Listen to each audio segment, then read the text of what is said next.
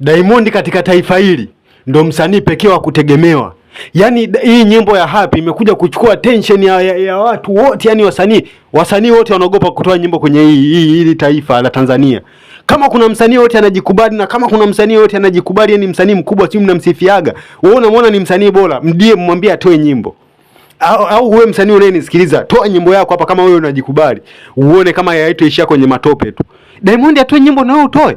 Yaani yani ukiscroll hivi, kila mtandao ukiscroll posti 3, kila baada ya posti 3 2, Diamond happy. Kwani Diamond anakulaga nini? Anaimbaga nini? Yaani shida kama ni muziki, kama ni kuimba, yeye anaimbaga vitu, yani kama ni maneno anaongeaga maneno. Yaani sio kwamba tu ni jini au ni Freemason ni nini. Msianze kuleta siji masuala ya Freemason, hamna, ni mtu anajituma kwenye vipaji vyake. Lakini watu wataanza kuleta maupumbavu. Diamond anakuja kuchukua attention ya wasanii wote. Kila msanii hapa sasa hivi Tanzania, sijui Alikiba, sijui Harmonize, sijui Mario, sijui nani Mbosso, sijui anaonekana ni mkubwa, anaogopa kutoa nyimbo kwa sababu ya Biggie. Biggie kashaachia, wewe unatoa nyimbo wewe kama nani? Haya, akakopi, mwambie na wewe msanii wako akopi. Mwambieni Harmonize amkopi nani Chris Brown.